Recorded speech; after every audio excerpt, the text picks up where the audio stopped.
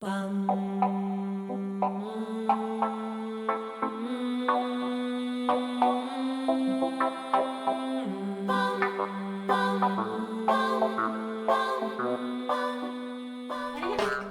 ça sent bon le petit feu de cheminée.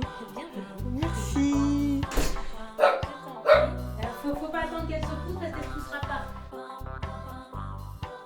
Donc Sonia, tu es en train de me dire, donc je viens de brancher les micros, et tu es en train de me dire que ça te gratte la gorge Voilà, parce que je nettoie. tu nettoies. Moi, j'avais envie de te rencontrer chez toi, justement pour savoir ce que c'était qu'une médium chamane. Je t'ai rencontré une fois quand tu avais un cabinet à côté de l'hôtel de ville. Voilà, en face de l'hôtel de ville d'Angoulême, en face des jardins. Et j'avais envie d'aller un petit peu plus loin. Donc j'ai dû te voir une fois il y a 1 an, je crois à peu près. Un peu plus parce que je suis partie de là-bas il y a 1 an et demi. Ok. Donc un petit peu plus. Et, et donc là, c'est marrant parce qu'on commence et tu n'arrêtes pas de te gratter la gorge. Voilà. Et donc, tu me disais que c'est parce que tu nettoyais. Alors, tu nettoies quoi? Alors, je nettoie les énergies toxiques, je nettoie tout ce qui est du moche, on va dire ça comme ça. Alors, ça peut être sur des lieux, sur des personnes, sur moi aussi, hein, ça arrive aussi. J'ai mis longtemps à savoir ce que c'était. Souvent, on me disait bah, tu veux une pastille, tu veux prendre du miel, mais un foulard. Et en fait, non, ça arrivait dans n'importe quelle situation. Et c'est juste qu'une fois que c'est nettoyé, que les énergies sont propres, ça s'arrête. Et des fois, je souffle aussi, je fais des bruits un peu bizarres. Donc, si on entend une espèce de comme ça, c'est que je nettoie un gros truc aussi et c'est quasiment incontrôlable. Et ça t'arrive tout le temps ou là, c'est parce que je suis arrivée et que j'arrive avec mes énergies et qu'il y a des Là, choses... c'est parce que tu arrives avec tes énergies quand je suis toute seule. Ça le fait pas, sauf si je suis en train de nettoyer un truc chez moi ou qu'il y a un truc qui remonte, ça peut arriver. Mais en général, c'est parce que je me suis mis un de mes voyages chamaniques, par exemple, et que je suis en train de m'auto-nettoyer. Sinon, c'est quand j'ai des personnes qui viennent d'arriver, quand j'arrive dans un lieu aussi, c'est assez systématique. Alors, ça permet tout de suite de savoir si le lieu est propre ou pas. Et quand je gratouille comme ça, c'est qu'il y a des choses à enlever. Donc ça veut dire là, je vais bénéficier d'un nettoyage gratuit. Exactement. Et en même temps, j'espère qu'il n'y a pas trop à nettoyer. Sinon, ça veut dire que pendant 1 heure, tu vas gratter... Alors, en général, ça s'arrête quand même au bout de 5-10 minutes. Ça nettoie quand même assez vite. Alors Sonia, si je pense qu'on voit à peu près ce que c'est qu'un médium, une médium, mais je pense que tu vas nous le redire. Je pense que chaman, on voit moins, et en même temps, je trouve qu'on en parle de plus en plus. J'ai l'impression que ça fleurit et qu'il y a de plus en plus de chamans Ah ben, on autour tape de dans nous. une palisse, il y a 15 chamans qui tombent. En tout cas, 15 personnes qui vont se dire chaman. Donc là, j'ai peut-être pas après me faire que des amis, mais sur les 15 personnes qui se disent chaman, il y en a peut-être 1 ou 2 qui sont de vrais chamans.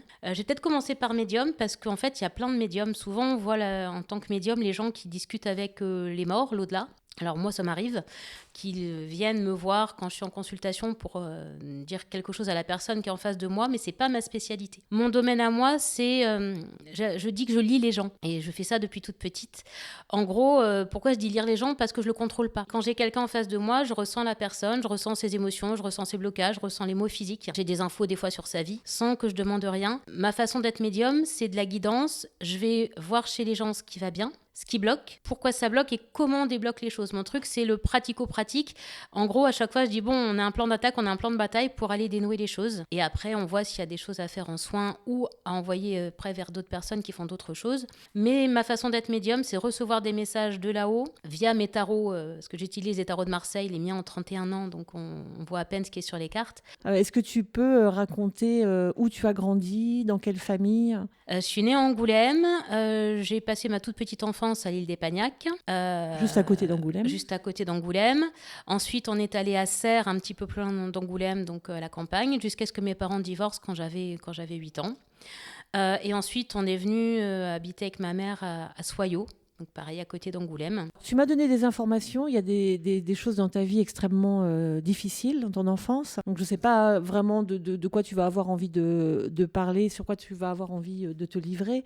Je me dis qu'il y a peut-être un lien entre ce que tu as vécu enfant et le fait que tu es... Alors je ne sais pas si tu dis activité. Quand tu parles de toi, qu'est-ce que tu dis? Que tu es médium, chaman? Oui, je suis médium chaman. C'est un don, c'est un talent, c'est une activité? C'est quoi pour toi? Un potentiel. Ok. Parce que don, ça fait tout de suite un peu bizarre. Ouais. Il y en a qui disent de pouvoir. Alors, j'ai horreur de ça parce qu'il y a vraiment une connotation négative. C'est un potentiel. Je pense qu'on a tous un potentiel particulier et soit ça se développe, soit ça se développe pas. Tu Moi, penses qu'on c'était peut ça. tous être médium? Oui, mais c'est comme pour tous. Le volume, il n'est pas réglé de la même façon pour tout le monde. On a tous la capacité de peindre, mais on n'a pas tous le talent de faire des magnifiques tableaux.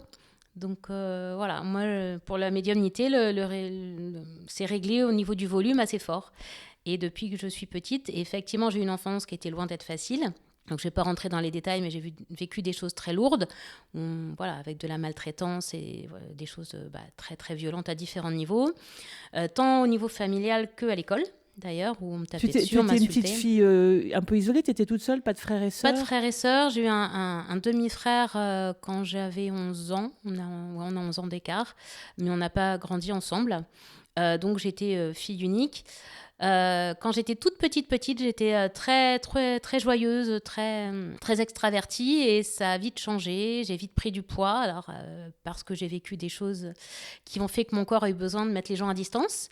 Et j'ai vécu donc des choses très lourdes, alors qu'à l'intérieur, j'étais un bisounours, un chamallow, le cœur grand ouvert, qui adorait la nature, les animaux, dans la bienveillance totale. Et je ne comprenais pas en fait pourquoi je prenais des coups, pourquoi on m'insultait, pourquoi le monde il était tel qu'il était. Et je ressentais déjà les gens et je pensais que tout le monde était comme ça en fait. J'ai mis du temps à comprendre que non, j'avais cette capacité particulière et que tout le monde ne lisait pas les gens. Et autre caractéristique, je dis souvent que j'ai été vieille très jeune. Dès toute petite, j'avais une espèce de sagesse et quand j'étais petite, c'était la dernière année où j'étais dans une école privée donc à Chavagne, à Angoulême. J'étais dans cette école-là tout simplement parce que voilà, quand on a déménagé, la maternelle ne prenait pas les enfants, donc il a fallu trouver une école. Donc je me suis retrouvée en école privée. Et donc en CE2, on nous a réunis dans l'espèce de chapelle là, et ils nous ont expliqué qu'on allait devoir décider si on allait s'engager en gros avec Dieu et signer un papier pour aller vers la première communion ou quelque chose comme ça. J'y connais rien.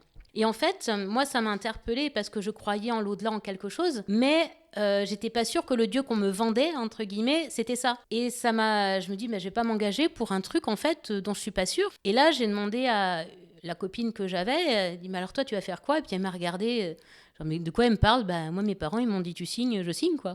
Alors que moi, j'étais en vraie interrogation par rapport à ça, à me dire non, je ne vais pas m'engager alors que je ne suis pas certaine. Et ça, c'est pas la réflexion d'une petite fille de 8 ans.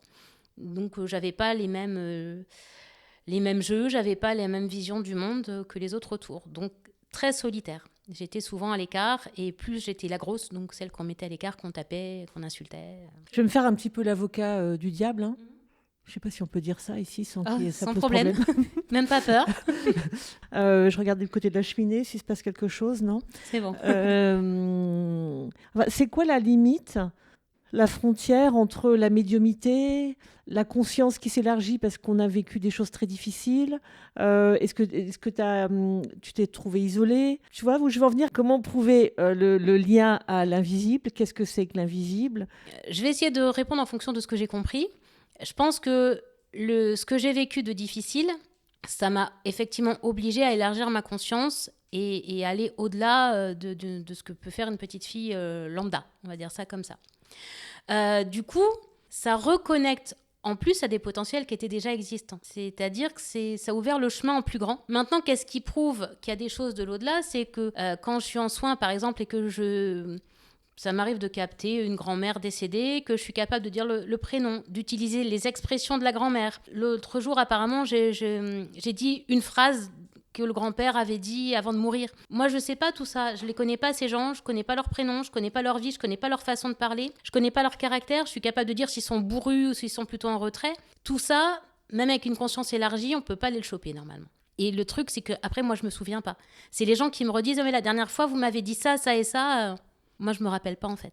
Et quand tu étais enfant, à quel moment... est-ce qu'il y a eu un moment Ou parce qu'il y a une rencontre, je crois, où c'est ta mère qui a rencontré des personnes qui ont Ouais. dit que tu allais... Quand j'avais 15 ans, ma mère, à 15 jours d'intervalle, est allée voir une voyante qui habitait juste à côté de chez nous. Et 15 jours après, une ancienne collègue, elle, qui s'était reconvertie en astrologue. Et les deux, sans se connaître, ont dit à ma mère, donc, bah, ta fille, elle est médium, guérisseuse, et puis elle en fera son métier, elle aidera beaucoup de gens. C'était compliqué à l'époque, hein, avec ma mère, c'était très conflictuel, voire douloureux. Mais c'est le seul domaine où elle ne m'a jamais posé de limite. Comme si là-haut, on lui dit non, en fait, ça, t'as pas le choix, tu laisses passer. Pour tout le reste, c'était très dur. Ça, en fait, j'ai eu carte blanche. Elle était ouverte à ça. J'ai même pu lui prendre ses tarots avant d'acheter les miens quand j'avais 15 ans, justement. Donc, quand elle me l'a dit, ça m'a paru totalement logique. Du haut de mes 15 ans, c'était une évidence. Et c'est vraiment ce qui m'a permis de tenir. Parce que avec l'enfance que j'ai eue, très souvent, j'ai eu envie de repartir. J'ai beaucoup pensé à la mort, au suicide, parce que j'en pouvais plus. Et en fait, c'était, ben non, t'as un rôle à jouer, t'as des gens à aider, tu peux pas t'échapper, en fait. Et ça me tient encore, hein, soyons honnêtes, à 46 ans, c'est encore quelque chose qui me retient dans les moments difficiles. Donc, ça a été une évidence. Alors, le côté guérisseur, je le sentais pas trop, parce que j'avais pas expérimenté médium, il y avait tellement de choses, je faisais des rêves prémonitoires, ou alors, un petit détail, mais ma mère jouait au loto de temps en temps. Et là, elle avait gagné, je sais plus, c'était 2-3 numéros. Et là, je lui dis, oh, bah, avec tes 47 francs 52, tu vas pouvoir faire ça, ça et ça. Bah, elle dit, comment tu sais que j'aurai 47 francs 52? Je dis, bah, je sais pas. Et elle a eu 47 francs 52. Donc c'était en France, ça date un peu.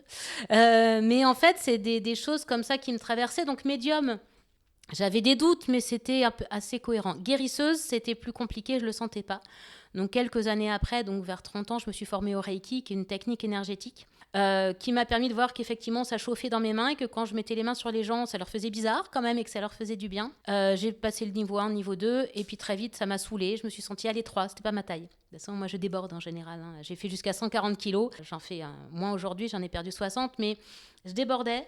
Donc j'ai tout envoyé promener, j'ai dit non, bah, envoyez ce qu'il y a envoyé et puis j'ai laissé passer. Et là, mes soins, du coup, ils sont devenus beaucoup plus puissants parce que j'étais pas en limitation, en fait. Alors, ce qu'il faut dire, c'est que tout d'abord, tu n'es pas allé vers cette voie-là, puisque tu as été professeur des écoles. C'est ça, et avant ça, il me fallait une licence et j'ai fait du droit. Donc j'ai une licence en droit privé, donc j'ai un côté hyper cartésien, je suis hyper contrôlante, même si j'essaie de lâcher.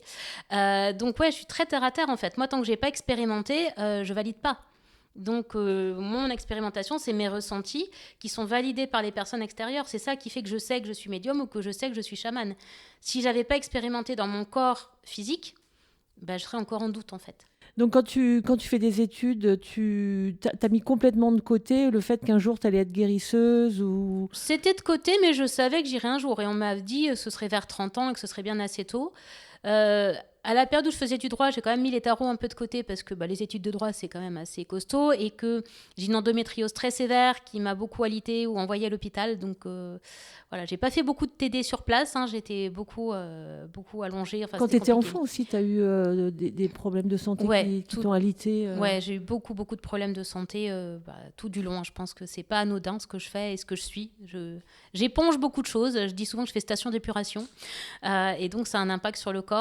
Mais c'est vrai que la période, là, quand j'avais une vingtaine d'années où j'étais à Poitiers, l'endométriose, elle flambait et ça a été très dur. Et donc, j'ai quand même eu ma licence en droit privé. J'ai quand même réussi le concours d'entrée à l'IUFM, donc Institut universitaire de formation des maîtres à l'époque, en parallèle de ça.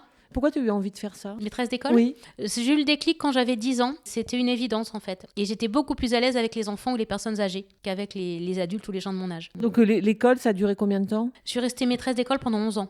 C'est quoi les souvenirs par rapport à cette période? Il y en a plein. J'ai adoré mon métier. J'ai adoré mon métier. J'avais un contact quand même privilégié avec les enfants. J'ai fait la plus grande partie de ma carrière à Luxé. Je suis restée 8 ans là-bas. Luxé, c'est Nord-Charente, avec le train qui passe au bout de l'école. C'est une école très réputée, mais pas dans le bon sens du terme. Réputée parce qu'il y a beaucoup d'enfants en grande difficulté. Et donc, moi, j'avais grande section CP, CE1, tout ensemble, sans ATSEM, dans une classe couloir, ou CP, CE1, CE2, donc triple niveau. C'était très dur. Avec... Sans ATSEM, ça veut dire sans aide. Sans aide. Ouais. Et des enfants en grande difficulté. Moi, je fais toujours le lien avec ce que tu fais aujourd'hui, et puis ça faisait partie de toi.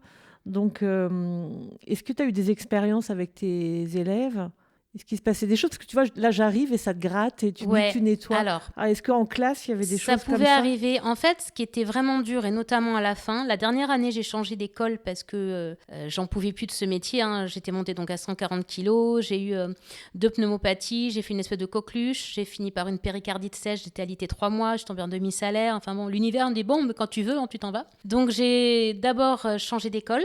Quand j'ai eu assez de points, je suis allée 1 an à Saint-Cybardeau. Mais toi, tu aimais ton métier. J'adorais mon métier, mais j'étais très fatiguée, j'en pouvais plus. Et en fait, ce qui était difficile, c'est que déjà, quand il m'arrivait de fâcher les élèves, je le ressentais, et c'est moi qui avais les larmes aux yeux, et que j'aidais beaucoup aussi les parents, je faisais du transversal, et en fait, je ne pouvais pas être sur tous les fronts. À un moment, c'était trop. Et je ne me voyais pas dans une classe l'année d'après, c'était terminé. C'était une évidence, c'était fini. Tout comme là, je sais que la Charente, c'est fini. C'est une évidence. Ça fait déjà quelques mois. Et alors moi, quand c'est fini, c'est fini. Il faut que je parte. Après, l'idée, c'est de relouer quelque chose aux alentours d'Angoulême. Voilà, j'ai pas l'intention de quitter définitivement la Charente, mais j'ai besoin d'un lieu ressource où je me sente bien, où je recharge mes batteries, et c'est plus le cas ici. Alors tout à l'heure, tu as parlé de ta mère, tu as utilisé son tarot. Est-ce que tu sais si dans ta famille, est-ce que ta mère tire les cartes? Est-ce que tu sais si dans les grands-parents, d'où ça vient? Au-delà de ça, non. Ma mère, elle baigne un peu là-dedans. Les cartes, les tarots, sans vraiment les tirer. Elle s'est formée au Reiki quand j'étais plus jeune. Et elle est coupeuse de feu aussi. Donc, elle a du potentiel. Plus loin dans la famille, je ne suis pas au courant. Par contre, moi, j'ai eu pas mal d'infos. Ça me vient d'autres vies. On m'a dit très souvent que dans d'autres vies, j'étais déjà avec mes tarots dans les mains et qu'on venait de partout pour me voir. Et on m'a dit que ça allait recommencer. Comment on fait pour aider et qu'est-ce qu'on fait? T'as appris quelque chose? En fait, ça se fait naturellement. Je suis faite comme ça. J'ai toujours eu mes tarots avec moi. Et donc, quand quelqu'un ne va pas bien, naturellement, je ressens d'où vient le blocage. Je trouve les bons mots qui vont résonner chez la personne. Je suis en autodidacte. J'ai regardé quelques bouquins, mais en fait, c'est venu assez naturellement. Donc, j'ai compilé les informations de plusieurs bouquins. Moi, je me suis formée toute seule à la numérologie quand j'avais 12 ans. Pareil pour les tarots. Et en fait, c'était naturel et au fur et à mesure, ça venait. C'est-à-dire que le tarot est un support, mais je ressens aussi. Alors maintenant, ça fait plus de 30 ans que je fais du tarot, donc je maîtrise bien mon truc, mais c'est quelque chose qui est venu de manière très naturelle. J'ai pas fait de formation pour ça. Et pareil, aider les gens, ça a toujours été ça. Mais depuis que je suis gamine, les gens me disent « Oh, merci, t'es mon ange gardien ». Parce que naturellement, j'ai cette faculté à aider, à redonner confiance. C'est comme si j'aidais les gens à se redresser, à se relever et puis à repartir. Et puis, une fois que le travail est fait, ils vivent leur vie et c'est chouette, quoi. J'imagine que les gens, ils viennent te voir pour différentes raisons. Mm-hmm. Et qu'il y a je sais pas si on peut dire s'il y a de la voyance pure avec des gens qui demandent qu'est-ce qui va m'arriver. Alors, puis je sais que dans les énergéticiens, il y a des gens qui aident plutôt à comprendre qui on est et quel est le chemin. Moi, quand on m'appelle juste pour de la voyance, j'explique bien que je ne suis pas voyante, que je ne veux pas faire de voyance, que je vais certainement voir des choses pour l'avenir, mais que c'est pas le but. Moi, le but, c'est que les gens comprennent pourquoi ça va pas et comment ils débloquent les choses pour aller bien dans leur vie. S'ils veulent juste savoir qu'est-ce qui va m'arriver, c'est pas moi qu'il faut venir voir. Par contre, si c'est qu'est-ce qui va m'arriver et que derrière, il y a un vrai cheminement de travail personnel pour débloquer les choses, là, c'est OK. Moi, j'ai amené un éclairage sur une situation et dire, là, effectivement, le chemin est bon, on peut y aller. Par contre, si le chemin est pas bon, je vais dire, alors voilà pourquoi c'est pas bon, voilà ce qu'il faut faire pour reprendre un meilleur chemin. Le tarot, le travail avec les tarots de Marseille, on appelle ça le tarot psychologique, hein, c'est pas pour rien, on va vraiment gratter à l'intérieur de la personne et on peut vraiment faire de la dentelle. Et puis tarot numérologie, on peut décrire quelqu'un qu'on n'a jamais vu sans aucun souci. Et en fait, l'idée, c'est de dire, voilà, là, ça va pas, voilà pourquoi, maintenant, pour débloquer, vous faites ça, ça, ça et ça, et on peut réavancer. Je ne suis pas voyante et je ne veux surtout pas faire de voyance. Ça, c'est pas mon truc. D'abord, les gens viennent te voir, te posent des questions. Tout à l'heure, tu disais que tu t'en souvenais pas forcément. Ouais. Alors, donc, j'imagine que si les gens viennent te dire après, quand ils ont eu des déblocages, est-ce qu'il y a des choses un peu exceptionnelles que tu as pu voir? Oui, il y a des transformations de vie. Mais déjà, moi, ce que je voudrais préciser, c'est que quand les gens viennent me voir, je leur dis, je ne veux rien savoir. Je ne veux pas connaître la problématique ni la raison pour laquelle ils viennent me voir, sinon c'est pas rigolo. Je fais un tirage général pour voir justement ce qu'on me raconte et en général, ça met le doigt là où ça fait mal. Il y a des Kleenex, des mouchoirs en papier juste à côté de mon bureau, côté consultant, parce qu'en général, on pleure. Mais c'est un pleur de soulagement, de libération, comme si l'âme se sentait entendue. Donc, je ne veux rien savoir à l'avance. Et après, une fois qu'on a dégrossi, là, les gens vont me poser des questions.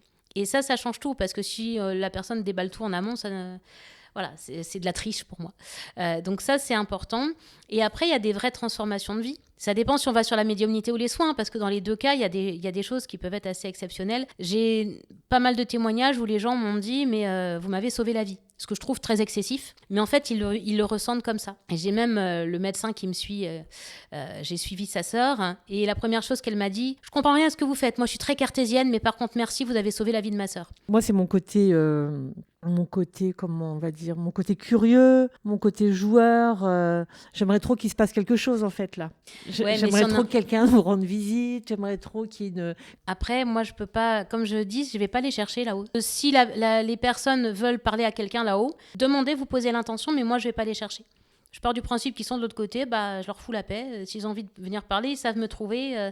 C'est même assez déstabilisant, parce que y a des fois des personnes que moi je n'ai pas connues, donc qui sont décédées, qui sont de l'autre côté et qui viennent me voir de manière très familière. Un petit exemple, un jour, il y a quelqu'un qui arrive, une énergie masculine, et qui me dit « c'est Manu ». Ok, et donc, et en fait, c'était le mari décédé de la dame qui était en face de moi, et c'est une cliente que je vois assez régulièrement. Et donc, elle me parlait de ce monsieur, mais sauf qu'elle ne me donnait pas forcément son prénom. Mais le c'est Manu... et après, ça a fait tilt. Et il me dit « Ah oui, mais il m'a expliqué qui il était. » Quand tu dis « il m'a expliqué », est-ce que tu peux dire si tu entends une voix ou si c'est ta voix qui... C'est compliqué, parce que c'est une certitude. Un ressenti, c'est quelque chose qui s'impose à moi.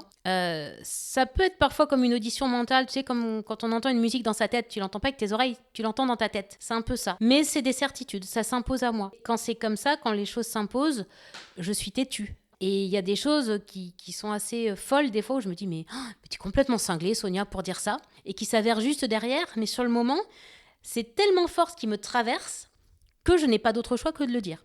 Ça s'impose et je sais. Donc quand je suis en mode médium chaman, pour les gens, je ne doute pas. Dès que je passe en mode Sonia, par contre, là, c'est complètement autre chose. Mais Comment tu passes d'un mode à l'autre ? Ça se fait naturellement, en fait. Ouais. Suivant le contexte. Donc, si tu veux... Ça se fait naturellement, toi, ça te paraît évident, mais est-ce qu'il y a des... tu sais, comme dans le film Ghost, est-ce que tout d'un coup, tu as des tremblements ? Pas du tout. Tu as les yeux révulsés ? Non, c'est beaucoup plus soft que ça. Après, quand je peux sentir arriver des entités, je sens du froid, je sens un mode vibreur, mais sinon, en fait, je passe de l'un à l'autre assez naturellement. Mais c'est juste que quand je suis juste Sonia, que je suis pas, on va dire, cachée derrière la médium chamane, y a beaucoup moins de confiance, c'est juste différent. Dès que je suis soutenue, on va dire, par les énergies qui me traversent, là, j'ai une entière confiance en ce que je raconte. Alors, je suis tout le temps connectée là-haut, hein. Simplement, j'ai pas tout le temps les informations. Il y a aussi des moments où je dois être Sonia. Mais je choisis pas, ça se place naturellement en fonction du contexte. Qu'est-ce que ça veut dire, être connectée là-haut ? Pour moi, je dis que j'ai la fibre. Je ressens les énergies qui descendent, qui me traversent, que ce soit par de l'énergie, par des infos. Et j'ai pas de bouton off, ce qui est assez pénible.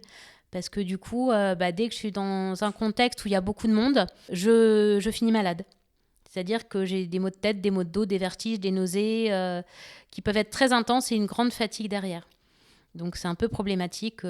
Parce que tu captes plein d'informations sur les gens, sur les uns, sur les autres. C'est trop. Et j'ai beau essayer de me protéger, j'ai pas de bouton off. Il y en a qui l'ont, hein. Il y en a qui peuvent allumer, éteindre. Moi, c'est le Wi-Fi, la fibre tout le temps. Est-ce que tu as eu des rencontres avec d'autres personnes, d'autres guérisseuses, guérisseurs qui t'ont pas du tout transmis des choses ? Non, c'est pas du tout comme ça. Pour le chamanisme, un petit peu. Je lis beaucoup, je vais voir beaucoup de choses, de vidéos. J'apprends beaucoup par moi-même.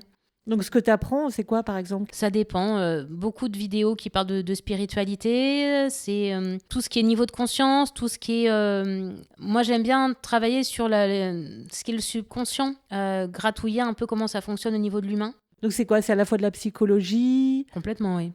C'est quoi le lien entre la psychologie et la médiumnité ? En fait, déjà, quand on fait de la médiumnité, si on n'a pas un peu de psychologie, ça se passe pas forcément bien, parce qu'il faut savoir dire les choses. Des fois en bousculant, mais en enrobant aussi. Et puis, l'un va pas sans l'autre. C'est-à-dire qu'à un moment, j'ai des infos sur la personne et sur ce qui bloque. Et sur ce qui bloque, 9 fois sur 10, c'est du psycho-émotionnel derrière. Parce qu'on a tous vécu des expériences traumatisantes. Donc, si on sait pas comment le gérer, d'où ça vient et comment décortiquer le truc, on va balancer l'info et puis c'est débrouille-toi avec. Alors, je vais te donner 2 exemples concrets. De personnes qui sont venues me voir, mais en mode hyper sceptique. Donc 2 hommes. Le premier, j'avais vu sa femme donc à l'époque, je travaillais dans le cabinet d'un ostéopathe et qui avait dit à cette dame en burn-out depuis déjà plusieurs mois de venir me voir. Au bout d'un moment, n'ayant plus de solution, elle a accepté. Et là, je faisais encore un peu de domicile, je me suis déplacée chez elle. Et cette dame-là, elle était avec un jogging gris informe, le cheveu gras, le teint terne, voilà, elle était vraiment pas bien. Et la première chose qu'elle m'a dite, c'est « Je crois pas du tout dans ce que vous faites, mais j'ai plus de solution ». 2 minutes après, elle pleurait, parce que je lui ai dit des choses. Et on a commencé les soins énergétiques.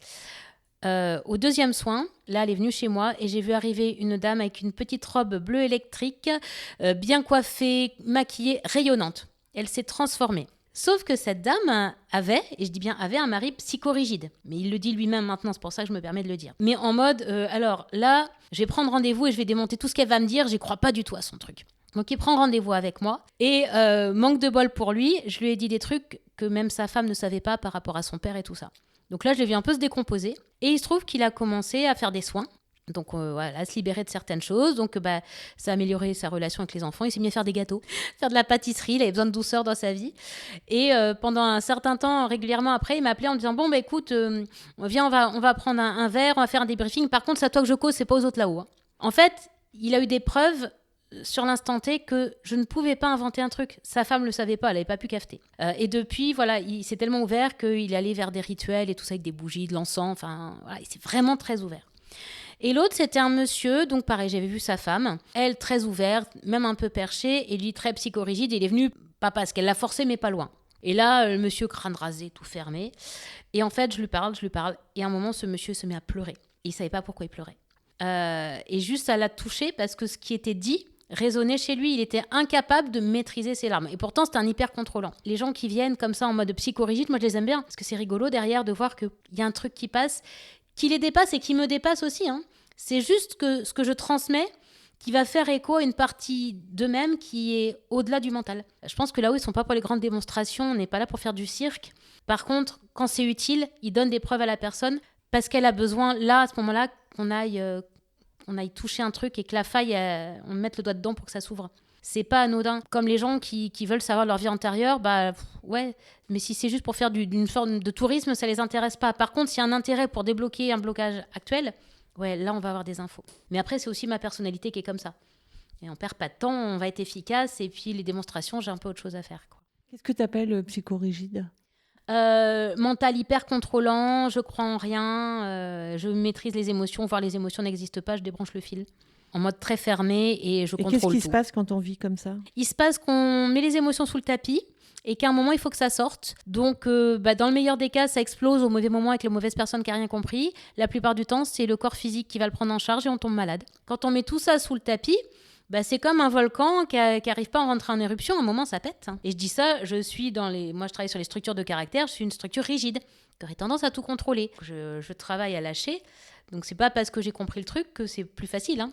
Toi qui as traversé vraiment des moments compliqués, toi qui reçois plein de gens, les gens s'ils viennent te voir, c'est qu'ils sont forcément en souffrance. Ouais. Malgré tout, qu'est-ce que c'est la joie pour toi ?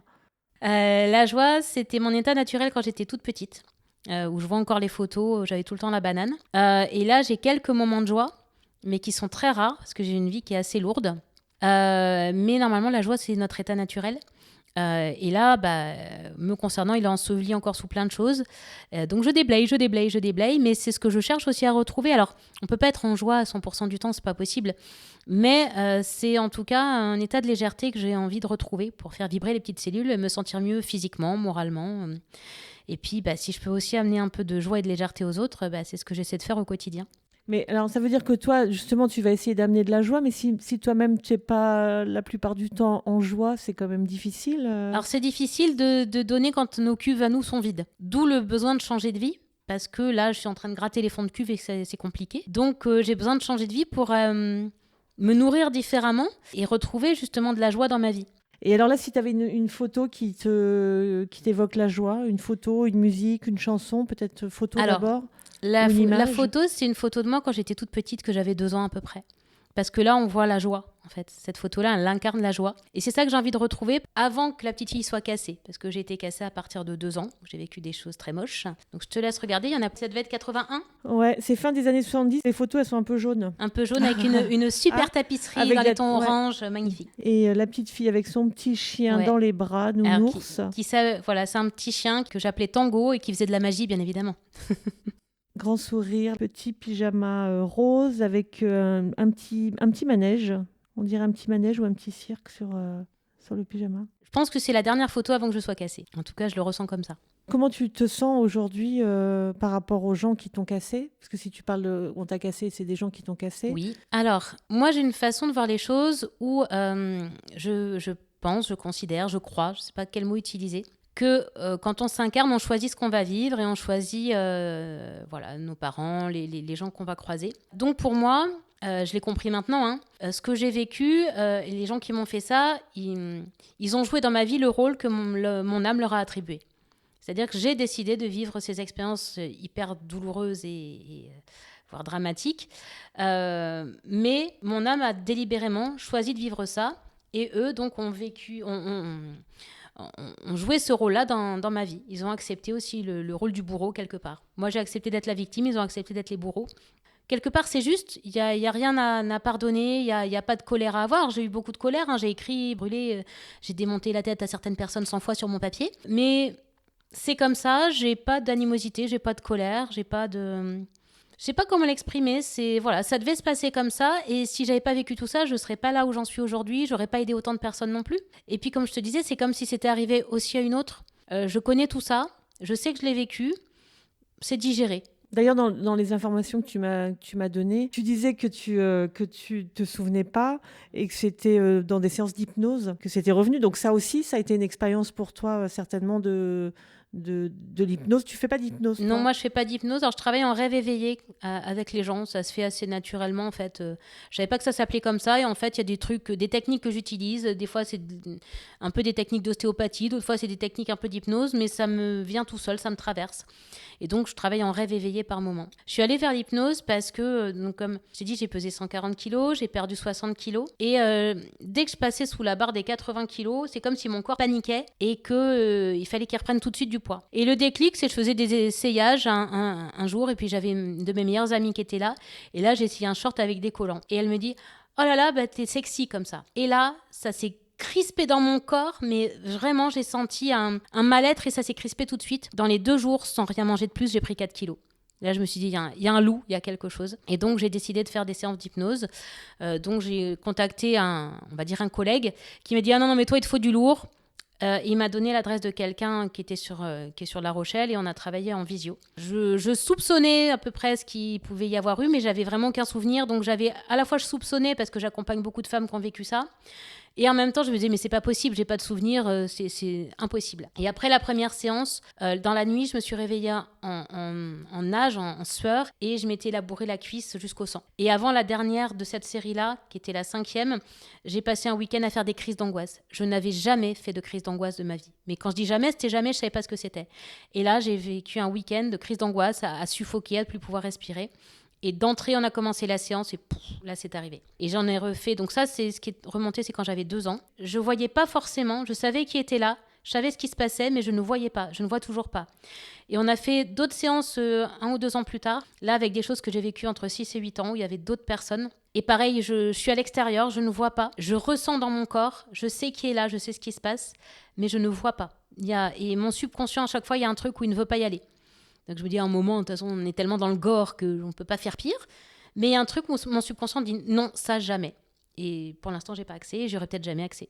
Et peut-être que c'est mieux, hein. L'amnésie traumatique, elle n'est pas là pour rien. Le truc, c'est que ça génère quand même des blocages. Des blocages tu veux dire dans le relationnel? Dans le relationnel, dans mon approche des gens, dans le fait de me laisser approcher surtout. Donc c'est surtout les blocages qui sont là encore aujourd'hui qui m'enquiquinent. C'est ça qui est étonnant, c'est que toi, tu peux avoir accès à des solutions pour aider les autres, mais toi, tu n'as pas encore accès à toutes les solutions pour toi-même. C'est ça, c'est hyper frustrant, mais ça, c'est l'histoire de ma vie. Donc pour toi, retrouver la joie, c'est retrouver cette petite fille là, souriante et... réparer ce qui a été cassé, même s'il y a des cicatrices, c'est pas grave, mais retrouver cette joie, la légèreté, le côté j'allais dire, innocent. Parce que quand on a l'innocence qui est cassée très jeune, c'est compliqué. Ça énerve pelote. Et est-ce que tu as une musique qui te met en joie ? Alors, est-ce que tu as quand même accès à la joie ou pas ? C'est très difficile. Par moment, oui. Ce qui me met en joie, c'est la musique. Ça a été quelque chose qui m'a beaucoup tenue. J'ai pas pu apprendre un instrument quand j'étais petite pour différentes raisons. Qu'est-ce qui se passe, Paulette ? Elle a vu un chien. Tu veux que j'aille la faire taire ?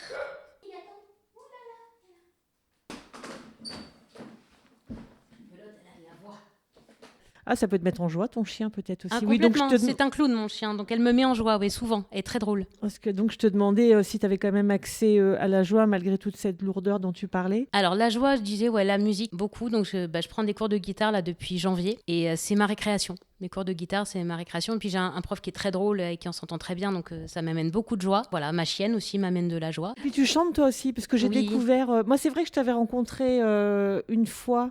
Donc dans ton cabinet, à côté de l'hôtel de ville, parce que j'avais quelques questions, rien à voir avec l'enregistrement, mais quelques questions personnelles. Et puis, ça avait été une rencontre, c'était à la fois intéressant, avec certaines choses étonnantes que tu m'avais dites, et aussi assez, je sais pas comment dire, un peu brusque. Oui. Je peux dire ça Oui, non, mais ils peuvent être brusques. Je dis ils parce que moi je transmets ce qu'on me dit, mais il y avait des choses qui généraient de la frustration, de la brusquerie. Ils recadraient beaucoup. Voilà, donc ils, c'est les guides, mais moi, je n'avais pas accès aux guides. Donc, pour moi, c'était Sonia qui était un peu brusque. Et donc, je t'ai vu après sur les réseaux. Tu m'as énormément touchée. C'est que j'ai vu que tu voulais chanter et d'ailleurs ça me touche encore, c'est marrant, hein. Et donc j'ai vu que tu allais chanter à la fête de la musique en juin. C'est à ce moment-là que j'ai vraiment eu envie d'en savoir plus en fait sur ce que tu faisais. Mais c'est fou parce que en fait moi j'ai toujours aimé chanter. À la maison, on me disait que j'avais une voix horrible, qu'il fallait que je me taise la plupart du temps. Donc, je me taisais. Mais j'ai toujours adoré ça, mais j'ai chanté que pour moi. Et donc, comme je disais, j'ai pris des cours de guitare depuis janvier. Et donc, mon prof de guitare, Bertrand, a entendu ma voix. Et il a trouvé que j'avais une belle voix. Et donc, il m'a mis en confiance. Il m'a vraiment encouragée à chanter. Il m'a dit, dans le cadre de l'association, fais la fête de la musique, donc le 21 juin. Donc, il m'a demandé de chanter, de jouer un tout petit peu de guitare parce que j'étais toute débutante. Et donc, j'ai chanté la toute première fois en public le 21 juin et j'ai adoré ça parce que j'adore chanter. Et ce qui est assez drôle, c'est qu'il y a eu beaucoup de retours, donc j'ai partagé les vidéos sur Facebook, Insta, même ma chaîne YouTube. J'ai eu énormément de retours, même sur place, de gens qui m'ont félicité, qui ont adoré ma voix, et tout le monde me disait mais faut que t'en fasses quelque chose, t'as pas le droit de rien en faire, faut que tu trouves un groupe, machin, enfin. Et depuis, toutes les semaines, on m'en parle. Toutes les semaines, on dit, alors c'est quoi tes projets au niveau du chant, parce que les vidéos, super. Mais en fait, j'ai pas de projet, je ne sais pas quoi faire de ça. Et c'était un gros stress pour toi en juin. C'était un stress énorme. Parce que là, c'était Sonia. Quand je suis en médium chaman, quelque part, je suis cachée, je suis connectée là-haut. Donc voilà, là, j'étais Sonia sans filtre. Donc c'était un stress énorme. J'ai adoré le faire, mais c'était hyper stressant. Tu écris aussi ? Oui, alors pareil, ça, j'avais pas prévu. J'ai des chansons qui m'arrivent, ça me traverse. Et c'est comme un accouchement, c'est-à-dire tant que le truc est pas sorti, je ne peux pas faire autre chose. Et donc, j'en suis à 4 chansons. Alors, je suis pas musicienne, pour le coup, mais j'ai aussi la mélodie qui m'arrive. Alors, c'est assez compliqué, donc j'enregistre a cappella. Et pour l'instant, j'ai pas d'accompagnement, mais voilà. J'ai l'impression que pour l'instant, les chansons, elles sont un peu thérapeutiques. Complètement. Elles font du bien aux gens. Il y a plein de gens que ça aide, que ça fait pleurer. Et à toi aussi ? Alors, oui et non. Sur le moment, ça fait du bien quand je le sors. Et après, il y a un gros syndrome de l'imposteur. Et là, je suis au fond du trou. Je me sens hyper mal, nulle. C'est très compliqué, en fait, parce que je me sens pas du tout légitime. Ces premières chansons, elles sont quand même très liées aux choses que tu as vécues. Pour l'instant, c'est ça qui me traverse. C'est pas un choix, en fait. Limite, je les repousse. Parce que du coup, après, je me sens pas bien. Ça sort comme ça. Et en fait, j'ai plutôt la sensation que ça sort comme ça parce que c'est mon vécu. Mais que ce vécu-là, il fait écho à tellement de gens que finalement, c'est aussi pour faire du bien aux autres. Je me sens pas légitime. Autant quand je fais les voyages chamaniques audio, je les assume bien, c'est mes bébés. Autant les chansons que j'écris, je me sens pas à l'aise. Alors, chamane, qu'est-ce que c'est qu'une chamane ? Est-ce que c'est pareil que guérisseuse ou est-ce que là, vraiment, tu es allée vers autre chose ? Alors déjà, moi, j'avais pas demandé à être chamane. Les tambours et tout ça, j'en avais rien à faire. Vraiment, ça m'est tombé dessus. C'était un moment où j'allais pas bien dans ma vie. Et j'ai appelé une chamane avec qui j'étais amie à l'époque et qui me dit écoute, si tu veux, dans 15 jours, je fais un atelier de fabrication de tambours chamaniques en Vendée, t'as qu'à venir, ça te fera du bien. Et là, je m'entends dire oui. Donc à l'époque, je faisais encore 130 kilos, j'étais encore très timide. Donc le fait que je dise oui, c'était déjà un peu bizarre. Donc en août 2015, pour le week-end de l'Ascension, je me retrouve en Vendée chez des gens que je ne connais pas. La chamane que je connaissais n'arrivait que le lendemain et me voilà partie à fabriquer un tambour. Ça a été facile. Étonnamment, faut faire un rond parfait à la ponceuse électrique. En 2 heures, ça a été fait. Il y en a qui ont galéré 2 jours, qui pleuraient parce qu'ils n'y arrivaient pas. Là, la chamane qui vendait son entreprise de fabrication de tambours me dit écoute, c'est sûr, je te la vends, elle est pour toi. Et là, je me suis entendue répondre ah non, certainement pas, les tambours, j'en ai déjà fait plein, j'en ai ras-le-bol, je veux pas recommencer. Et je réponds ça, c'était le premier tambour de ma vie, j'avais jamais fait ça. Donc là, déjà, c'était bizarre. Et elle et d'autres qui étaient médiums ont dit, mais de toute façon, t'es chamane, ça va se reconnecter. Et effectivement, dès que je prenais le tambour, les rythmes venaient tout seuls, les chants venaient tout seuls. Et là-haut, en fait, ils m'enseignent depuis 10 ans maintenant. Ils me disent quoi faire. Et il y a Pelote qui veut encore dire des choses, visiblement. Désolée.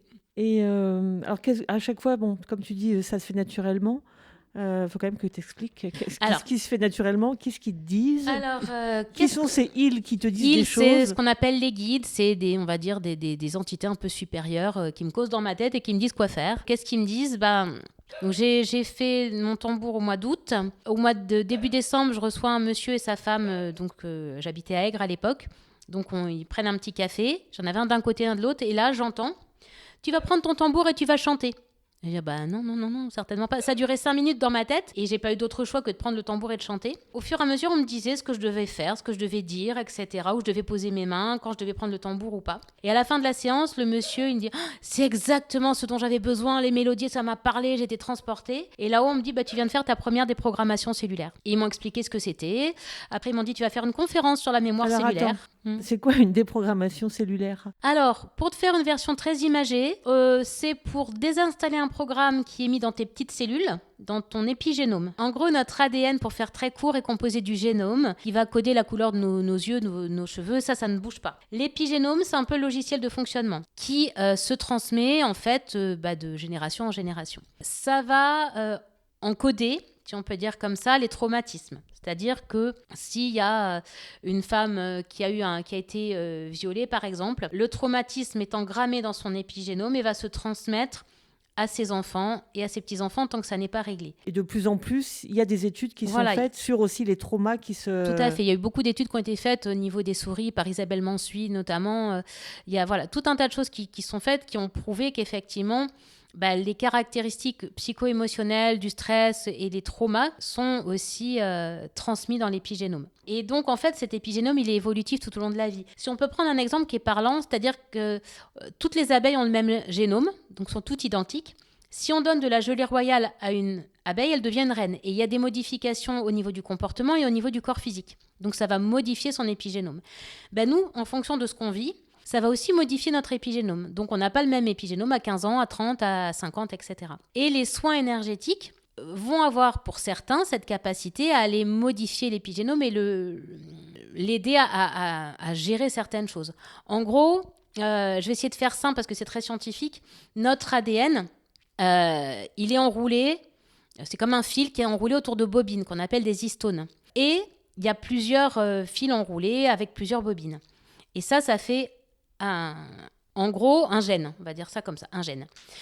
Si le gène est exprimé, c'est comme un parchemin qui est ouvert. C'est-à-dire que les bobines, elles sont desserrées et on peut lire ce qu'il y a sur le fil. Par contre, si les bobines sont toutes serrées, c'est comme un parchemin qui est enroulé, on ne peut pas lire ce qui est sur le fil. Donc là, le gène est réprimé. On va pouvoir agir là-dessus parce qu'au niveau des histones, c'est composé notamment de protéines et que par la vibration du son, on peut agir sur ces protéines. Il y a ce qu'on appelle les protéodies. C'est la petite musique des protéines. Les protéines sont des acides aminés. Chaque acide aminé correspond à une note. Donc, chaque protéine a une mélodie. Si on joue la mélodie à la protéine, alors dans certaines conditions de vitesse, de durée, etc., pour faire la version très Sonia, la protéine, elle est contente, donc elle s'ouvre et elle est exprimée. Maintenant, si on lui joue sa mélodie inverse, là, elle est ronchon, elle se ferme. C'est utilisé notamment dans différents dans l'agriculture, dans les vignes, pour enlever le mildiou, l'esca, etc. Donc il y a des boîtiers qui vont diffuser de la musique pour inhiber le gène responsable du mildiou ou de l'esca. Pour des courgettes aussi, il y a eu des articles dans Le Monde il y a quelques années où il y a le virus de la mosaïque de la courgette qui rend les courgettes propres à la consommation mais moches. En diffusant la mélodie inverse qui va inhiber le gène de la mosaïque, le producteur il a pu vendre ses courgettes. Nous on n'est pas des courgettes, mais on a aussi des protéines et quand on va envoyer la mélodie à la protéine, on peut faire en sorte que le gène s'exprime ou qu'il se réprime.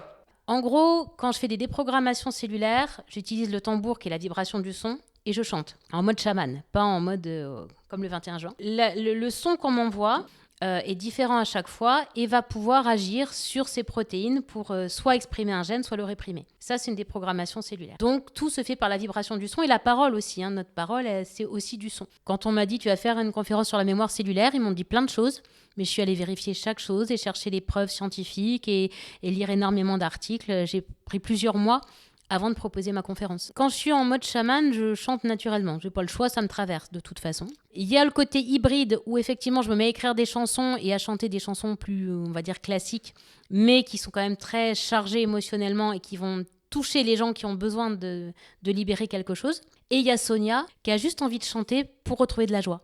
Et j'ai vraiment envie de nourrir ce côté-là. Moi, j'ai envie de chanter, mais juste pour me faire plaisir. J'ai pas envie de faire carrière, mais j'ai pas envie spécialement de chanter mes chansons. J'ai juste envie de me faire plaisir. Et quand tu m'as demandé une chanson qui me met en joie, j'étais bien enquiquinée parce que j'en ai pas forcément comme ça. Et après, c'est plutôt une chanson liée à des moments. Et la première chanson que j'ai chantée le 21 juin là, avec Bertrand, mon prof de guitare, celle-là, elle met en joie. Parce que c'est la toute première que j'ai chantée en public, avec ma guitare en plus, en plus j'ai partagé ce moment avec quelqu'un de chouette. Celle-là, ça me met en joie parce que j'ai demandé à la Lune revisiter. Ça me met en joie parce que je suis sortie de ma zone de confort, que j'ai expérimenté la joie et du coup que j'ai envie de recommencer. Donc, Et là, tu pourrais chanter un petit bout de j'ai demandé cette chanson. Ouais. Allez. Avec ta voix. Ah non, pelote. Non, pas avec alors, le chien. Quand je chante, pelote chante. J'ai demandé à la lune et le soleil ne le sait pas. Je lui ai montré mes brûlures et la lune s'est moquée de moi. Et toi et moi, on était tellement sûrs et on se disait quelquefois que c'était juste une aventure et que ça ne durerait pas. Merci, il y a beaucoup de douceur dans ta voix. Moins quand je suis en mode chaman. Ouais, exactement. Et plus quand tu chantes aussi. Alors, c'est quoi cette nouvelle aventure ? Tu vas quitter Angoulême un petit peu ? Ça fait plusieurs années que je sens que la Charente, c'est fini pour moi. En tout cas, pour y vivre. Fin 2022, je me suis retrouvée en Creuse parce que là, j'ai eu une info. En fait, je ne savais pas où je voulais partir. Et moi, j'aime les cabanes dans les arbres pour être en pleine nature, en pleine forêt. Et j'avais regardé un site qui s'appelle Cabane de France, mais j'avais rien trouvé. Et un dimanche, j'étais dans mon canapé, c'était fin octobre 2022. Et là, on me cause dans ma tête et j'entends « Prends ton téléphone et va voir le site Cabane de France ». Bon, comme d'habitude, je ronchonne et ça insiste. Donc, je pose le bouquin que j'étais en train de lire, je prends mon téléphone, je vais voir le site Cabane de France. Je trouve la photo d'une cabane qui s'appelle La Mer, dans un endroit qui s'appelle l'Écosource Arboricole. Donc, je te montre la photo. C'est une vraie cabane. Une vraie cabane dans les arbres. On dirait que c'est une... Non, tellement c'est beau, on dirait que c'est On dirait une cabane de conte de fées, mais c'est une vraie cabane. Et là, j'entends « Tu y es la semaine prochaine ». Et je regarde sur le site, on était le 23 octobre, ça a fermé le 31. Donc je dis, alors, ça m'étonnerait, parce que quand même... Donc j'envoie un mail pour le mois de mai l'année d'après, parce que j'écoute mieux pour les autres que pour moi. On me dit, oui, pas de souci pour le mois de mai. Et là, on me dit, non, mais tu y es la semaine prochaine. Et dès qu'il me disait ça, j'étais en joie, là, pour le coup. Je finis par envoyer un mail en me disant « Est-ce qu'à tout hasard, vous auriez de la place pour le week-end prochain ? Ça peut m'intéresser. » Sachant que j'animais un atelier, et donc j'étais dispo le samedi et le dimanche. On me répond dans la foulée « Oui, on a bien une cabane, mais uniquement pour le samedi et le dimanche. » Alors je dis « j'arrive. » Et je dis « Par contre, il y a un chien, j'ai un petit chien. Les chiens sont interdits. Ils ont accepté Pelote. » Qui est devenue un peu la mascotte du coup. Donc je me suis retrouvée dans ce lieu magique en Creuse. Je suis restée 2 nuits et il y a une partie de moi qui n'est jamais repartie. Quand je suis partie de là-bas, à la fois je volais et en même temps je suis repartie, ça m'a arraché le cœur. Et il y a un bout de moi qui est resté là-bas. Et là, j'essaie d'acheter une maison en Creuse.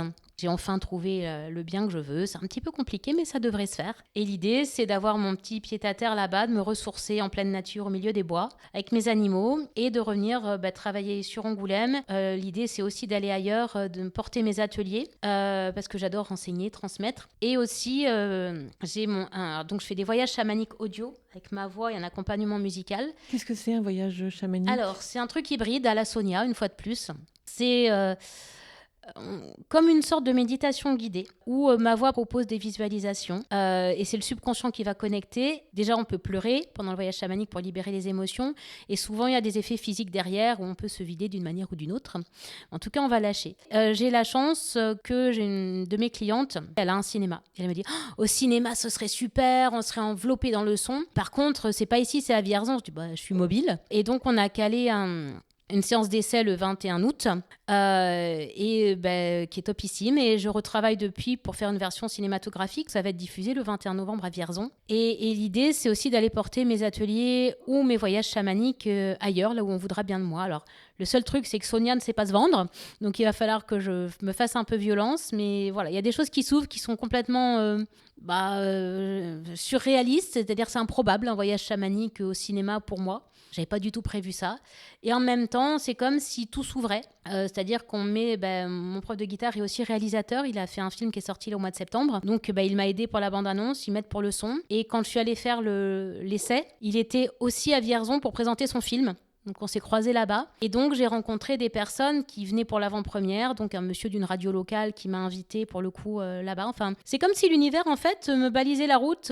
Voilà. Autant quand ça veut pas être fluide, c'est des blocages. Autant là, j'ai une autoroute sans les péages. Et ça veut dire que les gens qui vont écouter ce podcast, s'ils ont envie aussi de tes soins, ça sera toujours possible à Angoulême ? Tout à fait. Et je travaille aussi à distance, de toute façon. On est d'accord, parce que c'est toujours difficile, les gens qui sont malades, qui sont pleins d'espoir, on ne lâche pas les soins, c'est Jamais. quelque chose en plus. Jamais. Si quelqu'un vous dit d'arrêter les soins de médecine traditionnelle, fuyez. Sauf si c'est un choix personnel, bien évidemment. Voilà, c'est pour ça que je dis si quelqu'un vous impose non, la médecine traditionnelle, on en a aussi besoin. Moi, je propose, ou comme d'autres, un à côté, un accompagnement, une béquille en plus et une approche différente, en fait, qui va amener quelque chose de plus psycho-émotionnel, qui va libérer un autre plan. Moi, je dis souvent, on libère sur 3 plans, mental, émotionnel et corps physique, mémoire cellulaire. Et tant qu'on n'a pas libéré les 3 plans, ça ne marche pas. Mais libérer le corps physique, c'est certes la mémoire cellulaire, mais il faut aussi aider le corps, des fois par la médecine traditionnelle, à se remettre. Et il ne faut pas... En fait, ce n'est pas l'un contre l'autre, c'est l'un avec l'autre. Et si tu reçois les gens encore à Angoulême, ce sera dans cette maison non. Tu vas la laisser. L'idée, c'est de retrouver un petit local, un petit studio où je pourrais revenir travailler et dormir avec Pelote sous le bras, qui j'espère fera moins de bruit. Voilà, donc... Et de plus en plus chamane. Oui et non. Je vais aller de plus en plus vers les week-ends chamaniques. Par contre, moi, j'ai envie d'aller de plus en plus vers les ateliers, l'enseignement, la transmission. Et mon gros atelier, celui où je dis, si on doit en faire qu'un chez moi, c'est celui-là, c'est les structures de caractère. Tous ces comportements toxiques qui génèrent des schémas, etc., on va voir d'où ça vient. On va voir déjà comment ça marche au niveau conscient, subconscient. La mécanique, en gros, voir les différentes techniques de l'ego, qui va nous enfumer et enfumer les autres. Déjà, quand on connaît les techniques de l'ego, on se fait moins avoir. Et on va voir pour chaque structure comment la mécanique a été créée, donc dans une autre vie, ce qui montre l'enjeu de survie du subconscient. C'est pour ça que le subconscient, c'est une drama queen, tout est grave avec lui. Et après, on va aller voir comment la mécanique est réveillée dans cette incarnation, tous les comportements toxiques liés à chaque structure, toutes les qualités qui sont derrière et comment passer de l'un à l'autre. Et j'ai créé aussi un jeu de trivial poursuite sur ces structures de caractère. Là, pour l'instant, c'est l'objet d'un atelier où on le fait en groupe pour ceux qui ont fait la formation. Et l'idée, je suis en train de le remanier pour qu'on puisse soit jouer à plusieurs qui ont fait la formation, soit jouer en autonomie pour ceux qui seront venus tout seuls à l'atelier et qui n'auront personne pour jouer à la maison. Donc, je suis en train de faire une version où on peut jouer tout seul chez soi si on a envie pour mieux nous comprendre, mieux comprendre les autres et puis essayer d'avoir des relations plus sympas. Tout ça, ça te permet de vivre ? Oui, ça se passe bien, j'ai de la reconnaissance dans ce que je fais. En fait, les gens se rendent compte que je suis quelqu'un qui a les pieds sur terre, que je suis bienveillante, que je brosse pas les gens dans le sens du poil et que y a ce côté très cartésien, très sérieux qui rassure. Et puis surtout, quand ils viennent pour des soins et qu'ils voient que ça marche, ils reviennent, ils en parlent. Le bouche à oreille, c'est ce qui fonctionne le mieux. Ça montre aussi que les gens ont énormément besoin. Alors de plus en plus, oui, parce qu'ils voient que la- la- les méthodes plus traditionnelles ont leurs limites et qu'il y a d'autres choses en fait qui nous débordent et qu'on n'arrive pas à les atteindre autrement. C'est assez rigolo parce qu'il y a beaucoup de gens, des thérapeutes, des psys d'Angoulême et alentours qui me connaissent, mais moi je ne sais pas qui ils sont. Mais à chaque fois, la phrase qui revient, c'est « Ah oui, j'ai beaucoup entendu parler d'elle, elle est toujours en bien, donc vous pouvez y aller les yeux fermés ». Cela dit, quand j'étais en centre-ville, que j'ai mis ma plaque, au début ça rigolait. Au bout de 6 ans, ça rigolait plus. Ils disaient « Ah ouais, quand même, elle est encore là au bout de 6 ans, donc c'est que ça tient la route ». Tu es la sorcière d'Angoulême. Oui, on m'a souvent appelée la sorcière, alors bon, ça me gêne pas. Le côté folklorique me dérange, tout comme le côté chaman. Je disais tout à l'heure, on tape dans une palisse, il y a 15 chamans qui tombent, en tout cas qui se prétendent chamans. C'est pas parce qu'on fait un week-end de pratique chamanique qu'on est chaman, c'est pas parce qu'on met une tenue qu'on est chaman. Moi, je fais du chamanisme en jean basket ou en jupe et talons. Je fais du chamanisme quand même. Bon, en général, j'enlève mes chaussures pour être ancrée, mais le chamanisme, c'est pas ça. Le chamanisme, pour répondre à ta question de départ d'ailleurs, c'est à la fois le psy, le médecin guérisseur, l'ami, le médium, mais celui qui va mettre un coup de pied au derrière aussi s'il y a besoin, qui va recadrer. C'est un tout. Le chaman, il est un peu transversal. Il va voir au cœur de la personne et dire là, ça va pas, c'est bloqué. Voilà pourquoi, voilà ce que tu as à faire. Tu fais, c'est bien, tu fais pas, c'est ton choix. Mais par contre, il est juste. Il y a un côté très rigide et très ferme. Les chamans, ils ont beaucoup de caractère. Si on a la force de caractère, est-ce qu'on peut être son propre chaman, c'est-à-dire trouver ses propres voies de guérison? Oui, mais jusqu'à une certaine limite, puisqu'on a quand même un subconscient qui nous surprotège. Donc, je ne pense pas qu'à 100%, on puisse se guérir. Moi, je suis très autodidacte, et malgré tout, ponctuellement, j'ai besoin d'aide. Je crois qu'on a pas mal fait C'est clair. le tour.